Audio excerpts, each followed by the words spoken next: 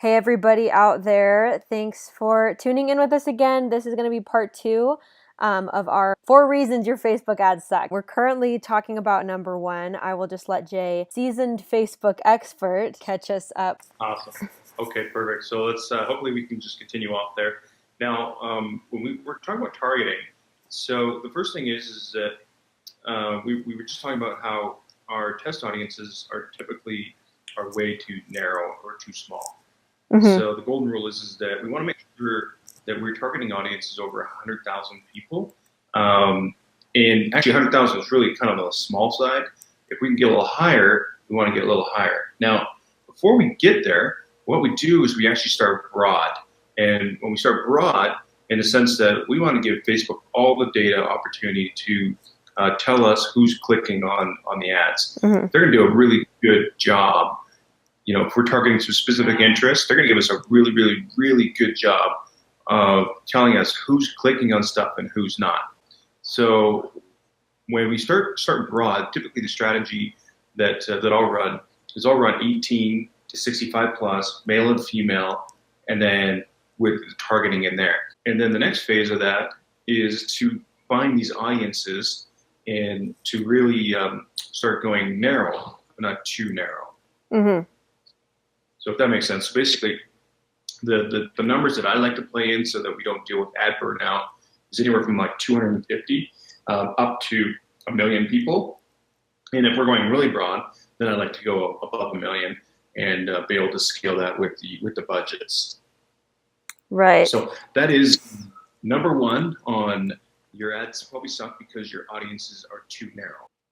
That's interesting. I think we touched on this last time we were talking, but that's something that definitely I wouldn't have considered.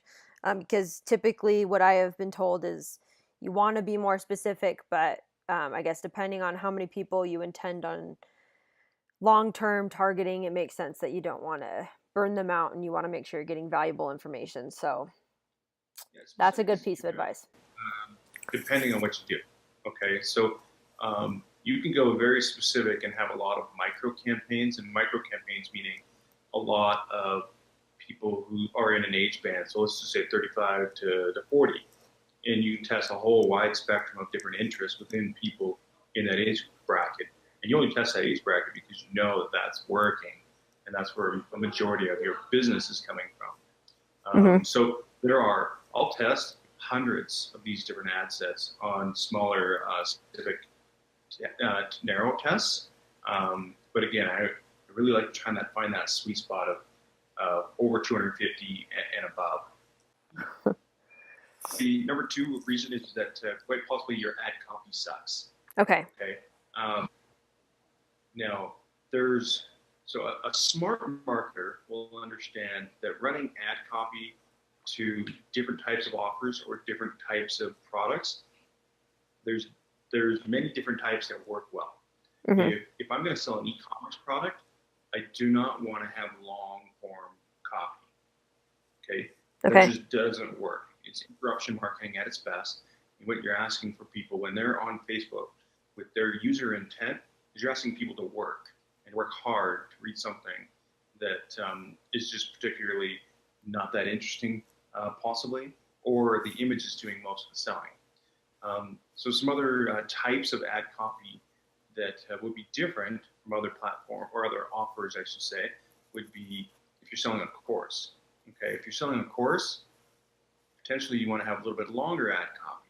Okay. And your ad copy is you may want to have where you're giving people reasons why they should be interested in the message. You're typically if you have a lead magnet campaign or a webinar campaign or a course campaign, the ability to sell with maybe just 2 or 3 sentences like you could with an e-commerce product would be a lot harder if you were to sell an information type of product or a lead.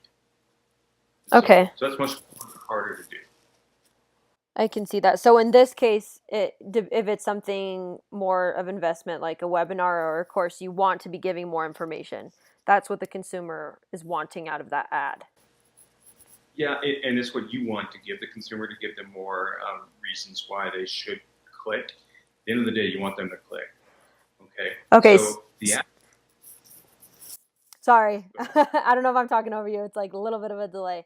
I just was thinking in the context of what Lead Experiments is selling people, we're trying to teach people how they can effectively market themselves as a digital marketer. So would you say for our purposes, if you're trying to sell a webinar or a course, teaching people how to digitally market effectively, that it would be in their best interest, generally speaking, to provide more information? Like, is the kind of services that a digital marketer provides, do they fall under this category of wanting to be more specific in um, why you should watch their webinar, like giving more information in a Facebook ad?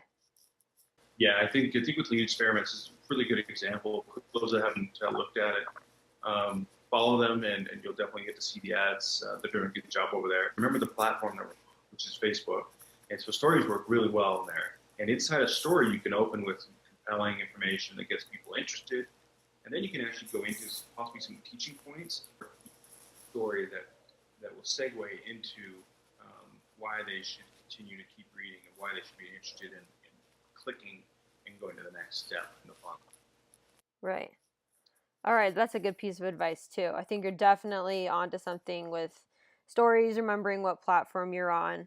I know as you're talking, I'm just kind of thinking about my experience with Facebook ads that I click on, and especially, yeah, if it's something like a webinar, you want to. I feel like part of it is you want to get right to the point, but at the same time, you need to be able to compete with the other webinars that are out there because it's more of a time commitment to sign up for it. I think also, yeah, I think it's also about testing it too. So I've seen everything work in different strategies across the board. Mm-hmm. So I've seen long form stories work really, really, really well with low costs on leads, CPLs and CPAs. I've also seen people do it with shorter copy, and they offset it with things like a video, and those work really well.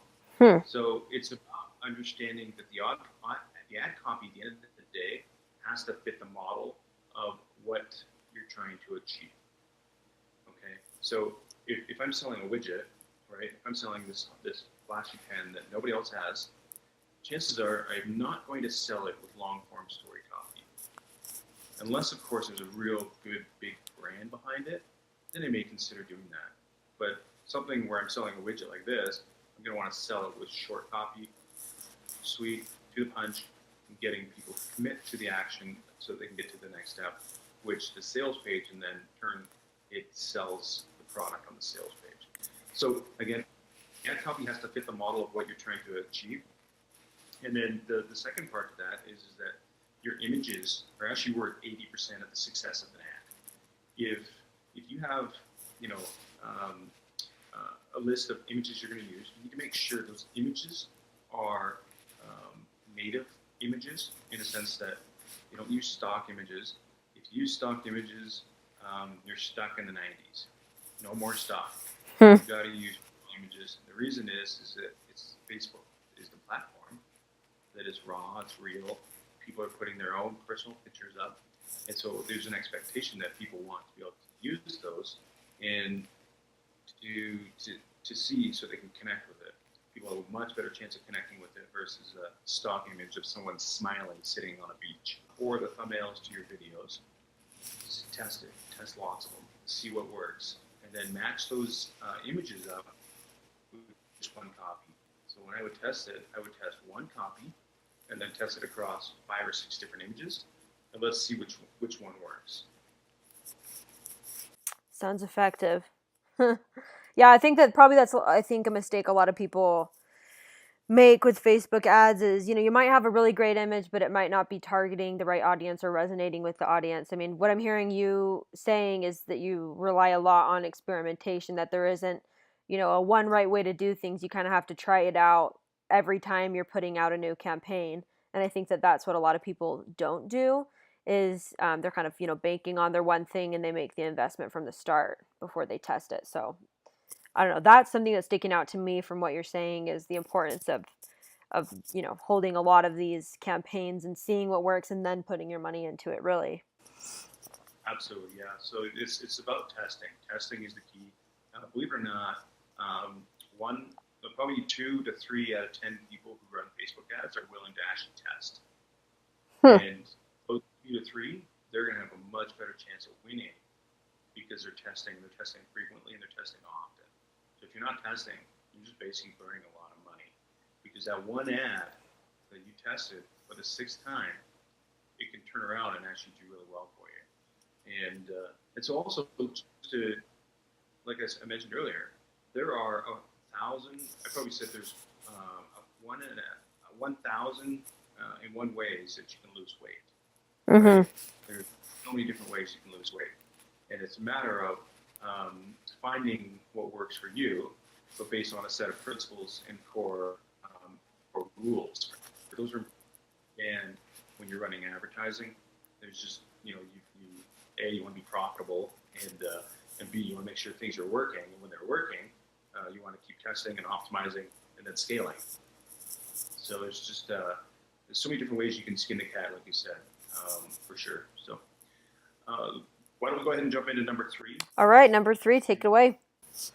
Yeah, so I actually jumped in a little bit in talking about your ad copy sucks. Now I want to talk more about your images in your video are terrible. All right. Okay. So first rule of thumb, obviously, is to stay away from the stock videos and stock photos. Got it. Don't do those. Seriously, just don't do those. And then the next one is that you want to actually start recording and using raw images. The best kind of images are the ones where you're in the action. So here's a really good example of an e-commerce product. Take a actually, the opposite here. Take a product, take a box, okay? Show your product, unwrap it, unbox it, and show people. Use this as an ad image. People resonate with that stuff. It's interesting. It's compelling, right? And you can show it with the shrink wrap and all that fun stuff. Some other stuff is using selfie shots. If you're out and about and your activity is that you like to work out, show selfie pictures of you working out. Easy, but those are what people resonate with. And then you're going to want to use those kinds of images, obviously, to tie in with your ad copy. Have a disconnect there, obviously. If you're a gym trainer, you sell gym training advice, get yourself a quick video of you working on the bench, and then come over and chat. So it's about being effective in what types of images you're using. And the key is you want to use raw images. Raw images that allow you to really connect and get authentic. Being authentic is really the key. So when you say raw images, are you talking about and I mean, obviously you want, decent quality images. I don't think you're talking about in terms of quality, but when you say raw, are you talking about kind of the selfie concept of, just straight from whatever's going on? Like, do you think that maybe the stuff that's really edited, almost like professional looking, has a disconnect to it? Is that what you're meaning when you use the word raw?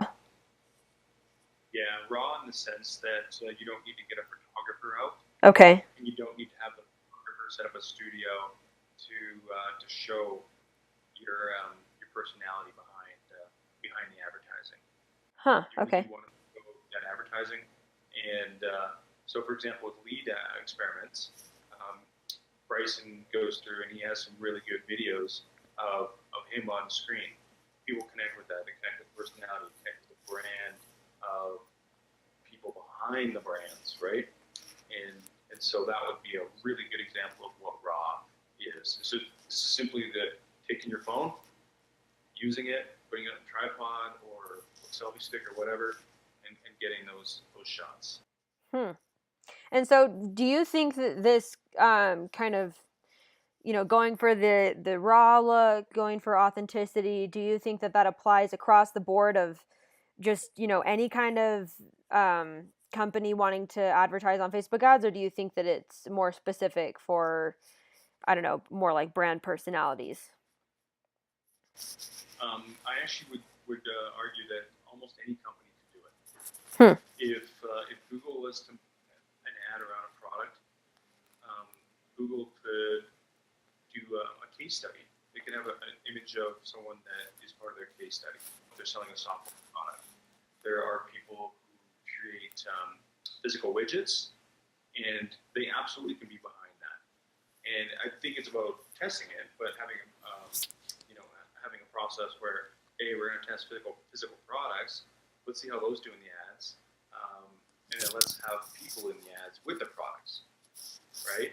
Okay. It's not about having cell phone shots for every single image. Yeah. But what it is about having real raw images with real people that show real situations. That's what's important. So, just curious, do you have any, firsthand experiences with comparing how much of a difference it can make in terms of ad success, while implementing, raw images, like maybe just how one, because I mean, you just mentioned how maybe if I were Google, you can compare having um, images of people with the case study versus images without people, these minute differences that kind of make it more relatable. Do you have a situation, running ads yourself where you had a big difference in results for making some of those small changes? Yeah, absolutely. So I have some friends of mine that work over at Purple Mattress. And yeah, so that's a company that's doing extremely well on the online advertising. So I have a really good friend over there with a good source that's able to give me information, and I watch what they do. So what they do is they actually have real people in their advertising, and it has a dramatic impact. Now, I can't really go into the specifics of before and after, but what I can say is that they get and understand using raw images, so they can start testing these fancy graphics, right? Test those, and then put it up against a raw image. Someone's sitting there with their laptop with the software program open, and they do a screenshot, they do a shot with somebody working on a computer. Take something like that versus just a fancy graphic, and I would actually 9 times out of 10, the raw image is actually going to work. So again, with companies like Purple, they test a lot of these stuff. They'll do are showing their product in different stages. They'll have different people in their ads, and then they'll also have their stage ads, which does have a purpose, and it's for things like virality, trying to get a lot of the engagement up. So they do a lot of that stuff really well too. But they really kind of figured out what their mix is. So between staged versus raw, and they use it all. That's pretty interesting. I mean, I'm aware that people use these tactics, but I don't know, something I guess that I've been told is, how imperative quality is. I mean, I'm sure you can retain quality while, having authentic looking photos as well. But I think that you're definitely right that aspect of it being appearing raw is overlooked. Yeah, you don't want to put crap up. I mean, at the end of the day, Yeah. I'm sure it's not crap. I mean, it's got to be tasteful, and most companies will have some ad brand guidelines that they're going to use, or image guidelines, and it's about making sure you follow those rules. What those guidelines are, you determine what they are, so that you have nice, clean, working images, and then you can also this lovely thing called Photoshop. You can work to make those images pop a little better. Nice. Okay, sweet. Well, what's number 4? Is this the worst one? Is that why it's number 4? So it all comes down to your offer sucks. Okay. When we started talking, we talked about how there's many things you have to identify the source of the issue. So again, it can be the ad, it can be the images, it can be the copy, the lander, the offer, the audience, the targeting, the sales process. And so what I'm going to talk about is your offer sucks. At the end of the day, you cannot force someone to be interested in your product or to purchase your product. Okay? So at the end, what needs to happen is that your marketing has to be super clear in order to get the mecca of all the sales where you can scale, which I like to say sales that you can scale. You need to have an offer that works. Believe it or not, you actually can't the offer right the first time. I've seen multiple clients where what they do is they have offers that they launch and they fizzle. And they go, well, why did it not work? What's going on? Well, there's a lot of reasons why your offer sucks. But the good news is that if your offer sucks, there's a good chance that you can actually get in there and try to figure out how to make your offer work again. I'm not going to go into the deep details on how to make your offer better, but I'll share a few points Okay. that you can elaborate on, and then it's about understanding, if your offer actually even resonates with an audience. So at the end of the day, you have to understand that if you're not creating sales, multiple reasons why, and your offer may be the biggest reason of all. Again, you cannot force someone to purchase something that nobody wants. Right. You just can't force a sale. So to create your offer, first off, you should be split testing your offer, and that is essentially, what are you giving away? And by split testing it, you should have multiple versions of a landing page. Okay. That can be 3 different offers so that you can get to one. Now, let me back up a little step. Before you get to this stage, you should have done enough market research with your customers or your audience to understand what they actually want. And then it's about creating the offer. I know people who have created fabulous offers on paper, just amazing offers, but when they actually go to sell it, it doesn't fly. And simple small tweaks by adding a bonus or adding a perk or adding some form of an upsell really can boost an offer. So is it the way that they're communicating their offer, or is it the offer itself? Because you mentioned that it's really great on paper. It's a very good question. So you want to make sure that your offer is good, solid, and sound and unique. Okay. And that it's almost just a no-brainer to sign up for it. All right. The good news is that if you're getting sales on that offer and you're showing that there's some life there at a scale, like a sales scale, then chances are you probably need to change the messaging to resonate with the offer. Far too often, what a lot of people do is they'll create the offer and then they'll create the marketing message that's not, it's not on par with what the offer is. A big disconnect, and so you have to make sure that you're congruent, contextually congruent with the ad copy and what type of funnel you're trying to run. For example, if you're running an online course, some people will have they'll have it set up to where they're doing maybe possibly a lead magnet, and a lead magnet will move into the course, the same funnel. And what people will do is they'll create a lead magnet that doesn't connect with the actual offer. And so there's a disconnect there. And so in this situation, it's about looking at the message, trying to make sure that you can connect the dots on the message. Okay. Yeah, that makes sense. I mean, everything essentially kind of flows together. So, if you have some kind of disconnect, even if it's a great offer, it's not really going to fly. But yeah, so that's a good piece of advice. Do you have any general advice as far as determining if your offer is good? I mean, obviously doing some test runs and seeing how people respond is going to be the best way. But I mean, do you have any just general what makes an offer worthwhile or what doesn't? Yeah, absolutely. So, A, you got to be unique with it, and nobody else is offering that offer.